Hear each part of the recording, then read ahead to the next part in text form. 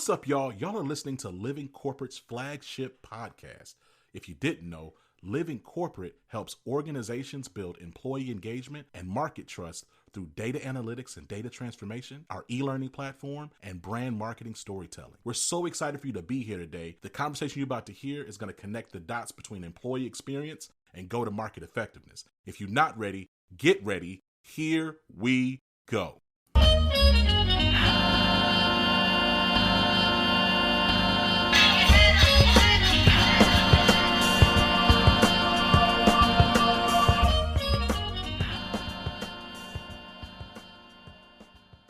Welcome to the show. How you doing? I'm doing great. How are you doing? You know, I'm good. You know, we talked really quickly off mic about just, I'm saying, I got like these 17 children. So yeah. I'm just sleepy all the time. No, I have 4 for those first time listeners. Yes. Running joke for those who've been around for a while. So, listen, it's interesting when I got your pitch, like, and look, I'm gonna just spill the beans on like how it works around here at Living Corporate. We get like, at this point, probably about 20 pitches a week, right? Yep. And so like this pitch was so interesting. So salute to your to your team, because I want to read what they said, right? Yeah. They said Arielle Loupos wants you to understand why why Arielle Loupos thinks periods deserve better. And I was like, Right now, I do not have a uterus. I do not experience. I don't have a menstrual cycle. I am married to a woman, and I have 3 daughters. Right, and now they're all very small. I was going to ask what the ratio was there with girls and boys, because you're going to be learning a lot about cycles then.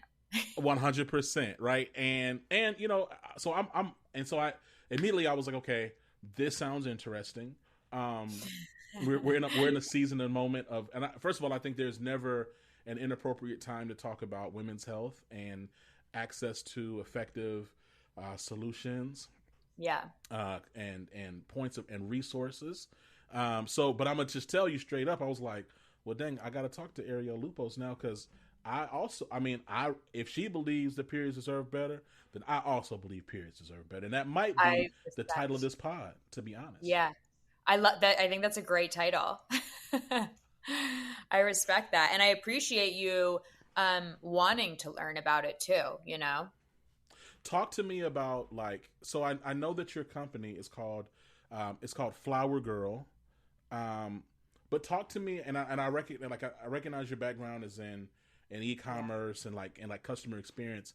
Yeah. But talk to me about your journey and what led to this work, especially in this time and space. When I say this time, I guess I think about I think about the encroachment upon women's rights, and access to affirming care, access to just resources, and frankly, the conversation being steered by men. Ironically, I'm trying not to talk over you right now on my podcast, so I am going to shut up.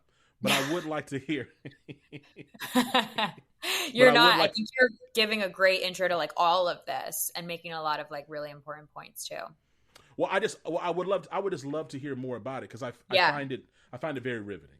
Yeah. So, to literally everything you said, I always had this itch to solve a problem, right? I was like, what's something as a woman that I'm struggling with in my own life? And to be honest, it was the products that we were given to manage our cycles. So tampons and pads were always very uncomfortable, always found them to be quite irritating. So as a consumer, period underwear is a somewhat new category. It's been around. It's not a very saturated category though. And as somebody who's worked in the e-commerce direct to consumer space over the past decade, I didn't want to just launch another fashion brand. For me, it was where can I come in and try to make a space of my own, and a space that already exists. Right. And I have so much respect for the brands that are already doing it. So that's kind of where the idea for period underwear came from, because as a consumer of it, I was like, oh, this is my favorite option for managing my cycle.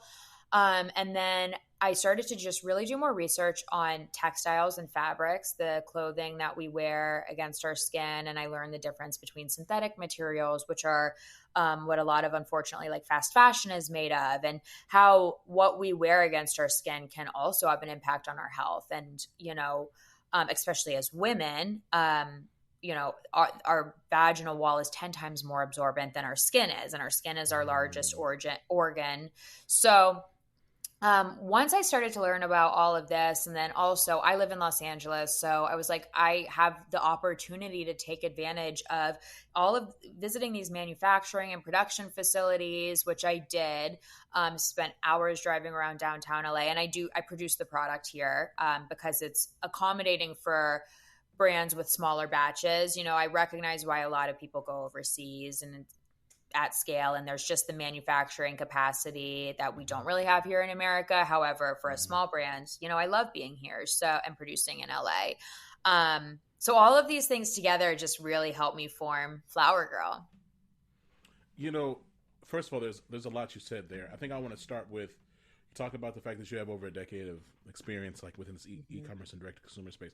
Talk to me about how that background is helping you in this market, like with something like with something like period underwear. Yeah. So, I joke with people that I naively went into product development thinking like I can throw a website up on Shopify, I can get email marketing, all your life cycle flows going, social media. Like I love going on that, no problem. And then product development is like separately its own beast. And I learned a ton. It's so complex what goes into bringing a physical product to life, truly. So I have so much, this is why I like don't like fast fashion and such. So, having that e-commerce background was wildly helpful though, because that to the point of like, I was able to like get a website up like fairly quickly. And I know that's something that's like an additional hurdle for someone if they're wanting to start a brand of their own, because if I had not had that experience, I know it would have taken me probably twice as longer to get the product live, to get everything going. And then I've also learned through that experience that customer retention is just as important as customer acquisition. So like acquiring new customers, of course, you always want to be doing that. But then really engaging with the customers that you already have, I was able to manage a lot of that because of my background through, email marketing, through social media, and kind of really focusing on the community there. So yeah, I'm definitely grateful for having that experience. There's something to be said, especially in this season where the algorithms continue to adapt and shift and change, where it's harder, right, to like build organic audience, right? I mean, yes. I think everything has become so. I mean, we were born into a capitalist context, but I just think like now everything is so commodified. Like even the aspect of like building audience is like, it's rare to find people who are building like, huge communities or audiences without any type of like, marketing dollars spent, right? On campaigns and things of that nature.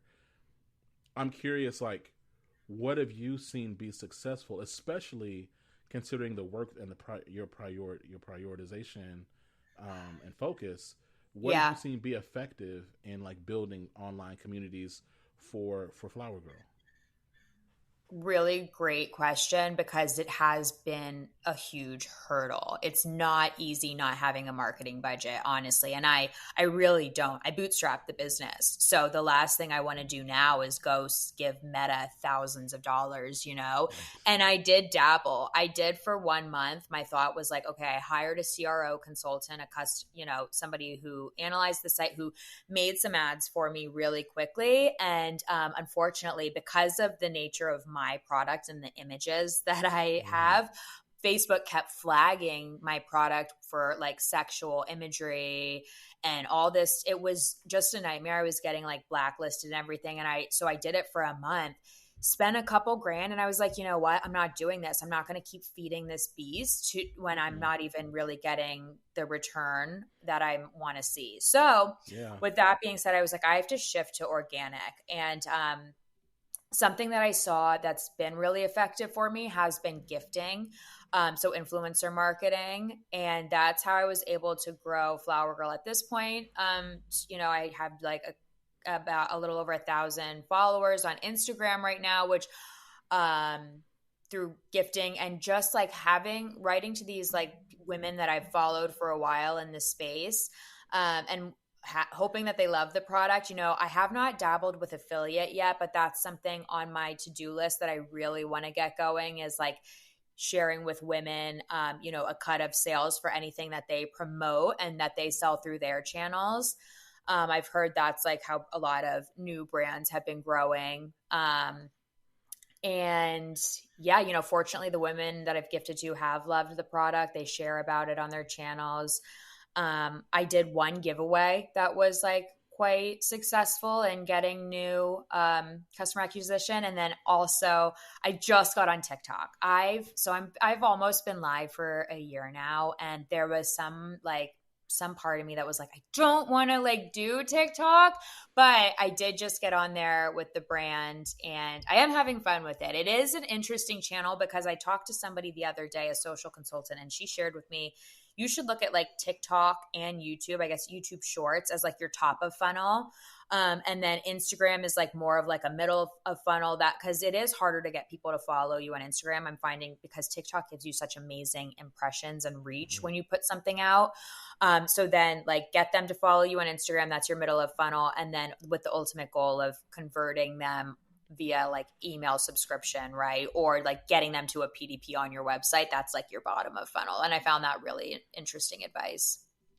I think that's awesome. And I think it's important, to your point about like you engaging a consultant, like it's important to talk to people who have various perspectives, because again, I fully believe these landscapes, these social media landscapes continue to change. I remember when Instagram was new and Twitter was relatively new. I mean, I think I joined Twitter pretty early. And so, there was a season in Facebook as well. Like there was a season where all this stuff was really flat, right? Yeah.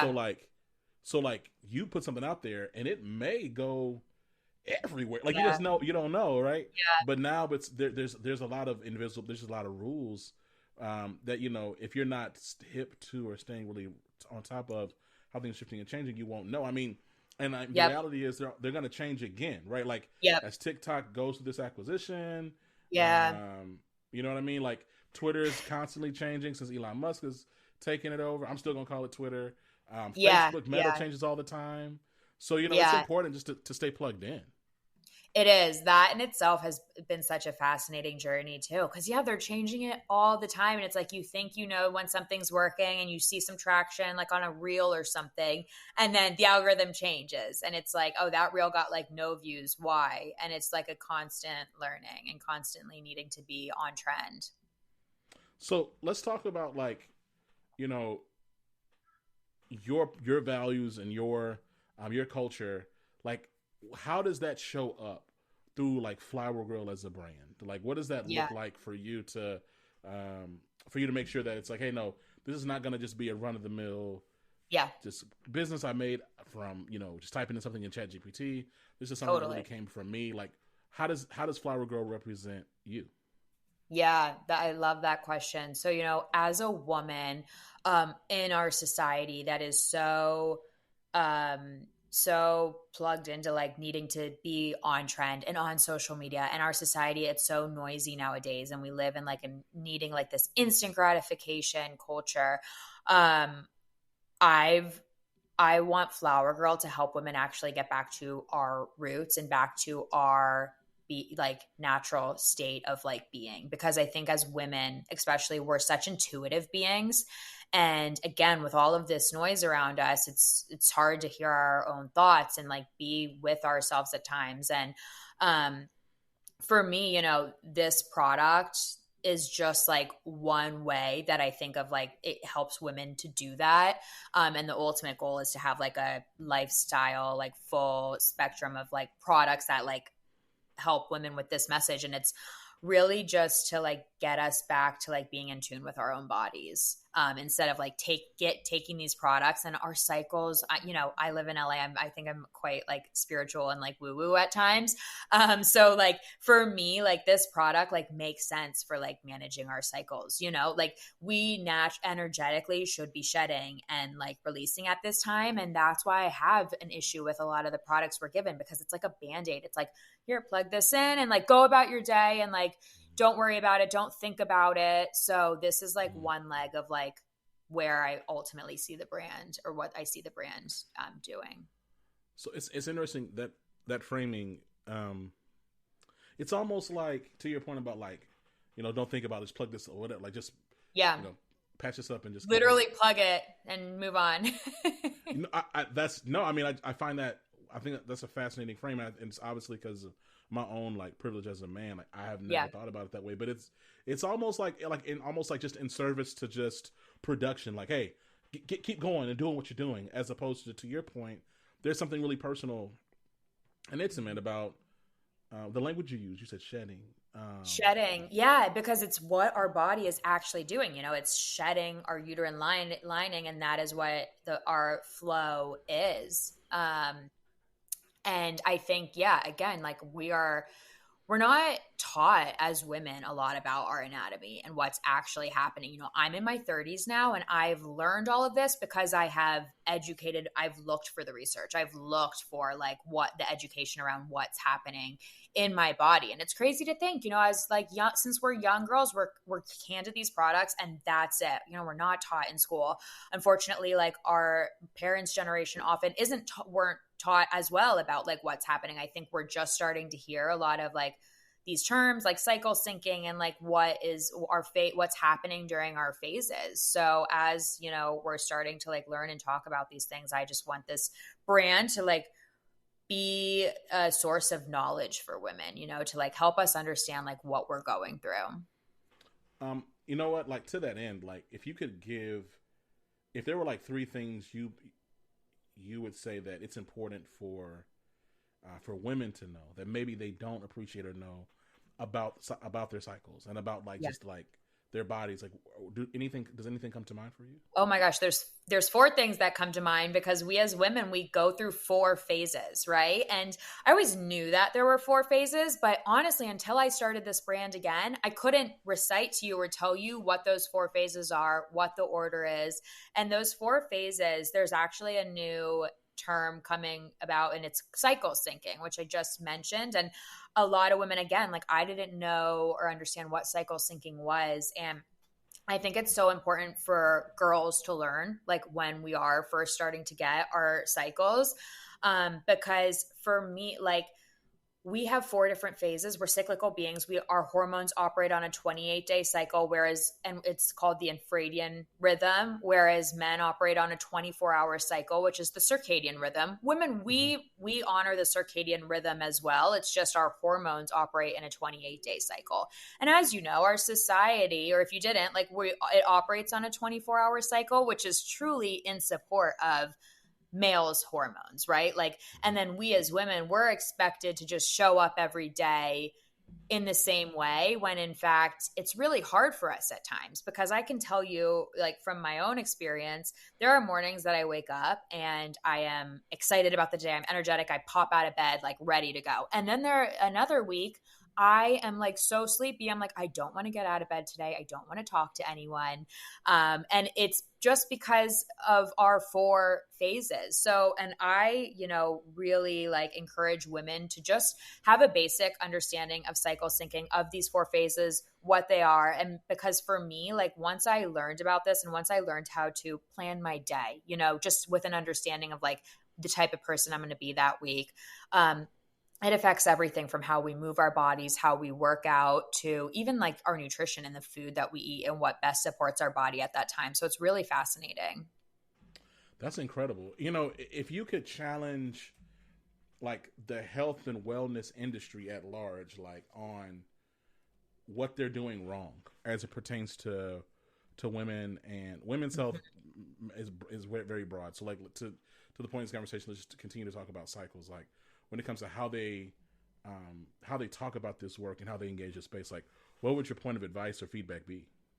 Yeah, it would be, to honor, like, recognize like what we go through as women, and to honor that. And again, I think like when COVID hit and like the shift to like remote working, like that was like incredible for a lot of women because we were able to just like have more autonomy over like our schedules, right? And like, so for me, for example, like our society, I would challenge our society to like really like respect a woman's, if there's like a week where you're experiencing PMS, and like a lot of women unfortunately suffer with debilitating periods. Like I can't tell you how many women I talk to who are like, I'm great for 2 weeks out of the month, but there are 2 weeks that I'm just like knocked down. And if our society could just adhere to a woman's like needs, and like, I'm starting to hear chatter online too about like PMS leave, or like the week you're on your cycle, just to like be able to work from home. Just respecting like however a woman, it allows a woman to show up as her best self. I think if we can get there as a society, it would be a game changer for so many women. Listen, Arielle, I appreciate you. I appreciate it, and I love your work. I can tell that there's a real passion and like personal story behind why you're doing what you're doing. I'm excited about the brand that you're building, the community that you're building. Where can people learn more about Flowergirl? Yes. So I'm online at flowergirl.co, and same on Instagram. It's at flowergirl.co. If you send a DM, if you want to send me an email or message from the website, the contact form, you're talking directly to me. To your point earlier, I'm like, team right here. It's like, it's all me. I'm doing everything. Please reach out. I'm happy to answer questions, whether it's about your cycle. I have a ton of research. I know a lot now on our bodies, or the product itself. I'm so happy to like answer any questions. Listen, it's been Arielle Loupos, CEO founder at Flowergirl, and she's passionate about making sure that women are having healthy periods, and that we have an industry that respects and honors women and their cycles. Arielle, it's been a pleasure. Thank you. Make sure you don't be a stranger. Let's make sure to have you back soon, okay? I would be honored. If you're hearing from your audience, they want more, call me back. I'm happy to chat more about this. Thank you so much for sharing your space with me. Hey, thank you so much for being here. Talk to you later. Thank you. Talk soon. Bye. Great. Living Corporate is a podcast by Living Corporate LLC. Our logo was designed by David Dawkins. Our theme music was produced by Ken Brown. Additional music production by Antoine Franklin for Musical Elevation. Post-production is handled by Jeremy Jackson. Got a topic suggestion? Email us at livingcorporatepodcast@gmail.com. You can find us online on Twitter, Facebook, Instagram, and living-corporate.com. Thanks for listening. Stay tuned.